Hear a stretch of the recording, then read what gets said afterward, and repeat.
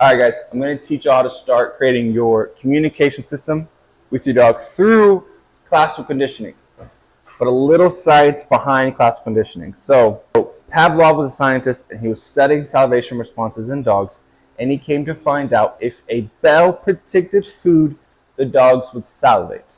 If some of y'all are big Office fans, you know Jim did a prank on Dwight with Altoids. He would turn on the Windows computer and he would give him an Altoid. And he kept doing it, and then one day he didn't, and Dwight still reached over to grab an Altoid, and he looked at it like, "What are you doing?" He created a classical condition response to the Altoid.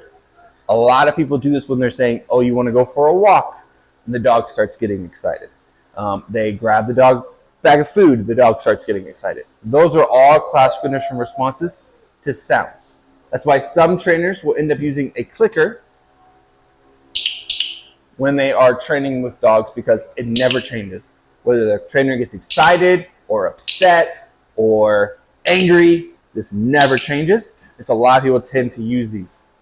But to train regular people how to hold a clicker, hold a leash, hold a piece of food can be very confusing, and at the same time you may not have the time to do that. We're going to teach verbal markers. But Pavlov, when he was doing his study, he found that the tone needs to predict food is coming. So the biggest thing is whatever tone you're going to use has to predict what's going to happen.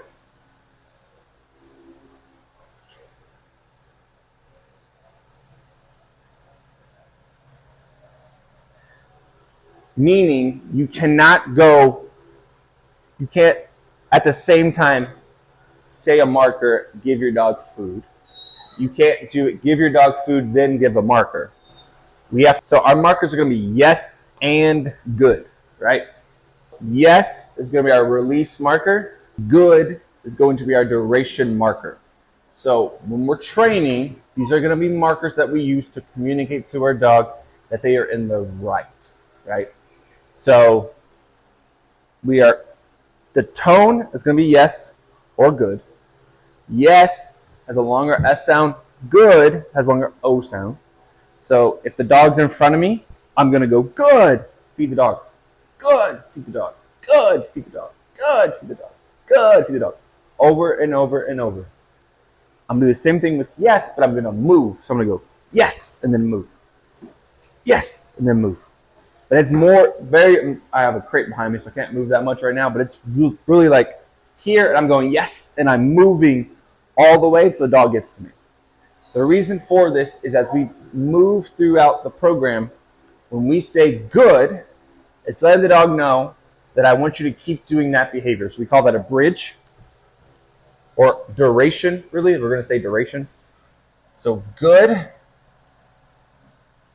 keep going. So don't stop. You're in the right, keep doing that.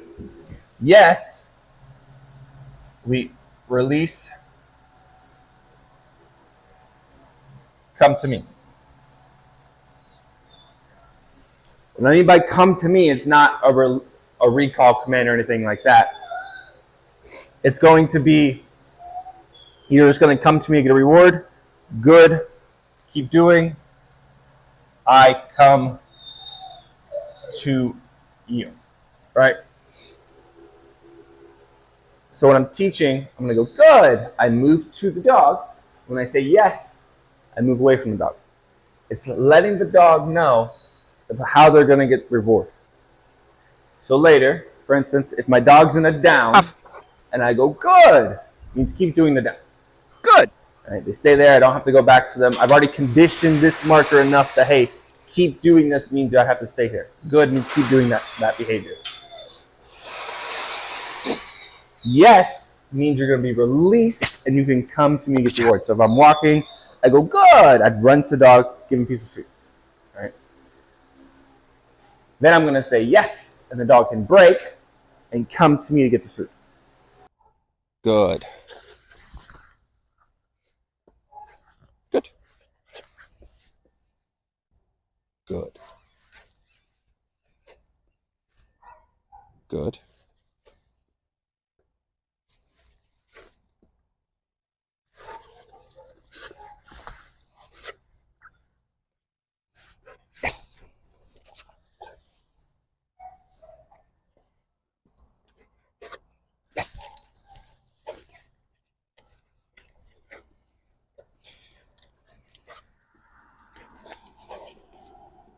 When I'm giving food, I'm making the pieces really small. Yes, because I don't want the dog to get filled on just one piece of food.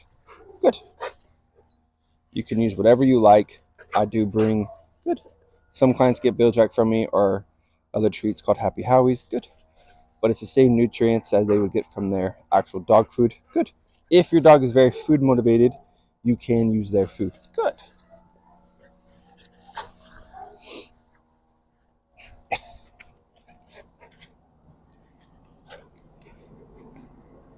Good. Good. Good.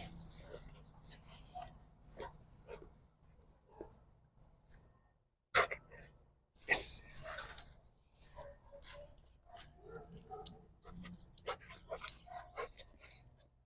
Good. Good.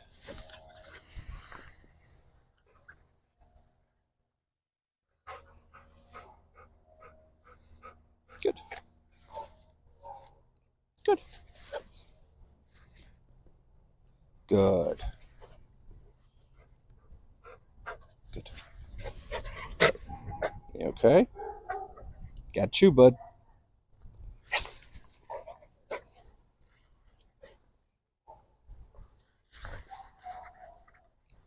Good. Good.